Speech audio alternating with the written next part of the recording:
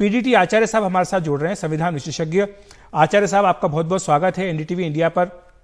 आपसे यही सवाल पूछेंगे कि किस तरह से आगे बढ़ा जाएगा अगर ये चुनाव एक साथ कराने हैं तो। देखिए, जो साइमल्टेनियस इलेक्शन है, पार्लियामेंट और असेंबलीज के जो इलेक्शन इकट्ठा एक बार करना, तो उसके लिए तो कॉन्स्टिट्यूशन में अमेंडमेंट करने की जरूरत है।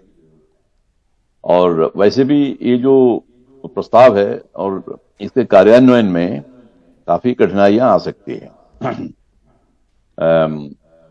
और कॉन्स्टिट्यूशन अमेंड तो हो सकता है, लेकिन इसमें देखिए ना, इंडिया एक फेडरल कंट्री है और यहां पर फेडरलिज्म को बेसिक स्ट्रक्चर का अंग माना गया है जी। केशवानंद भारती केस में जजमेंट में सुप्रीम कोर्ट ने स्पष्ट रूप से कहा था कि पार्लियामेंट कॉन्स्टिट्यूशन का कोई भी पार्ट, कोई भी प्रोविजन अमेंड कर सकता है, लेकिन बेसिक स्ट्रक्चर जो है उसको अमेंड नहीं कर सकता। और ये फेडरलिज्म जो है वो बेसिक स्ट्रक्चर में आता है। अब ये असेंबली एक फेडरल यूनिट है, जो स्टेट है फेडरल यूनिट है, और उसका लेजिस्लेचर है असेंबली। तो यहां पर जो असेंबली को भंग करने का, तो इलेक्शन तो असेंबली को भंग किए बिना तो नहीं हो सकता इस हालत में, तो असेंबली को तो भंग करना ही पड़ेगा। और हमारे यहां पर असेंबलीज इस वक्त कई स्टेजेस पर है। कुछ असेंबलीज ऐसे हैं जहां पर इलेक्शन अभी अभी हुए हैं, कुछ तो मिडिल में है अपने कार्यकाल के, और कुछ उनका शायद कार्यकाल अभी 2-3 महीने में समाप्त होने वाला है। तो इस तरह से डिफरेंट स्टेजेस पर है ये असेंबलीज। और इन सबका इलेक्शंस पार्लियामेंट के इलेक्शन के साथ, पार्लियामेंट का इलेक्शन तो ड्यू है शायद अप्रैल में होगा जी। और क्योंकि जून तक है उसका जो कार्यकाल है, जो टेन्योर है, तो उसके पहले पहले इलेक्शन तो होना है। तो उस वक्त सारी असेंबलीज का इलेक्शन उसके साथ अगर करवाना है तो उसमें काफी चेंजेस लानी पड़ेगी।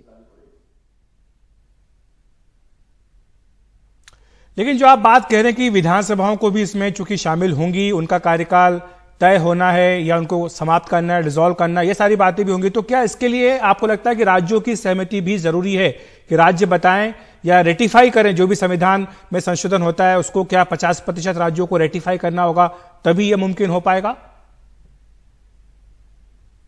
देखिए, वो तो देखने की बात है। वो जो प्रस्ताव आता है गवर्नमेंट की तरफ से उस पर डिपेंड होता है।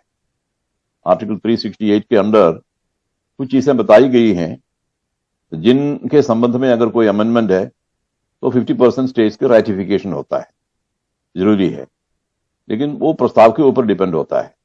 तो जैसे फॉर एग्जांपल सेंटर और स्टेट के रिलेशनशिप है। वैसे सेंटर और स्टेट के जो रिलेशनशिप 2 तरह के होते हैं। एक तो एग्जीक्यूटिव है, जहां पर गवर्नमेंट ऑफ इंडिया डायरेक्शन दे सकते हैं, और दूसरा लेजिस्लेटिव रिलेशनशिप है। तो ये दोनों रिलेशनशिप पर कोई असर पड़ता हो तो वो फिर 50% राटिफिकेशन जरूरी है। इसलिए वो डिपेंड होता है प्रस्ताव पर।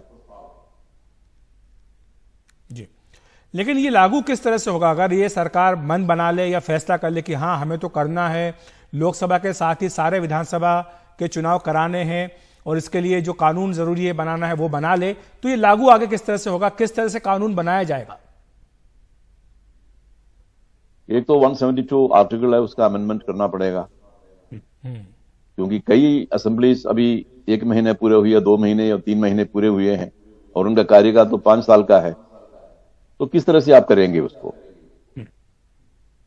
तो उसमें आपको डिसॉल्व करना पड़ेगा असेंबलीज डिसॉल्व करते हैं कि स्टेट गवर्नमेंट करते हैं। स्टेट गवर्नमेंट को अगर फील होता है कि असेंबली को डिसॉल्व करना है, अभी इलेक्शन पर जाएंगे, वो 3 साल के बाद या 4 साल के बाद जो होता है, क्योंकि वो सोचते हैं कि पॉलिटिकल जो सिचुएशन है उनके फेवर में है, तो वो तो तुरंत भंग करवा के इलेक्शन में जाएंगे। ये तो इनका प्रेरोगेटिव है, वो स्टेट गवर्नमेंट का प्रेरोगेटिव है, सेंटर का नहीं है। तो उसमें डिसीजन वही लेंगे, लेकिन आप उनसे नहीं कह सकते कि आप भंग करो। और कॉन्स्टिट्यूशन अगर अमेंड करना है उसमें आपको ये देखना है कि ये बेसिक स्ट्रक्चर पर आघात नहीं होता हो। बिल्कुल, तो ये एक सवाल रहेगा कि जो बेसिक स्ट्रक्चर है उस पर किसी भी तरह का आघात ना हो, ये सावधानी रखना बहुत जरूरी है, नहीं तो इसको बाद में सुप्रीम कोर्ट वगैरह में भी चैलेंज किया जा सकता है। लेकिन ये दूसरा प्रश्न आचार्य साहब वो है 356 का। हम देखते हैं कि धारा 356 का प्रयोग होता आया है, जिसके जरिए विधानसभाओं को भंग किया गया। क्या सरकार ये सुधार होने के बाद इस ताकत को अपने हाथ से जाने देगी कि वो किसी भी विधानसभा को भंग ना कर पाए? आर्टिकल 356 के अंडर प्रेसिडेंट असेंबली को भंग कर सकता है, लेकिन आर्टिकल 356 को लागू करने के लिए वहां पर ऐसा सिचुएशन पैदा होना चाहिए जिसके अंदर गवर्नमेंट का, स्टेट का जो गवर्नमेंट है, सरकार, उसको कॉन्स्टिट्यूशन के प्रोविजंस के मुताबिक चला नहीं सकते हैं। ऐसा सिचुएशन में ही प्रेसिडेंट एक असेंबली को भंग कर सकते हैं, वरना नहीं। जी, लेकिन एक सवाल जो ये उठ रहा है कि अगर आपको साथ साथ चुनाव कराने हैं, सिंक्रोनाइज्ड इलेक्शन कराने हैं, तो आपको लोकसभा का भी और सभी विधानसभाओं का भी जो कार्यकाल है उसको फिक्स करना होगा 5 साल के लिए। अगर आप ऐसा कर देते हैं, लेकिन गठबंधन का दौर है, हम देख रहे हैं कि सरकारें बनती बिगड़ती रहती हैं, लेकिन अगर विधानसभाओं का कार्यकाल फिक्स कर दिया 5 साल के लिए और फिर उसके बाद आप कहें कि 356 का इस्तेमाल, तो फिर तो 356 एक तरह से कहें कि वो अप्रासंगिक हो जाएगी, उसका कोई मतलब ही नहीं रहेगा। खैर 356 का जो पावर है वो हर वक्त यूज करने के लिए नहीं होता है, वो तो एक इमरजेंसी पावर है। और हमारे देश में कोई गारंटी नहीं दे सकता कि पॉलिटिकल इंस्टेबिलिटी नहीं हो। अब 5 साल की अवधि आप कैसे तय करेंगे, किस आधार पर करेंगे? पॉलिटिकल सिचुएशन एक डायनामिक सिचुएशन, वो तो बदलता रहता है।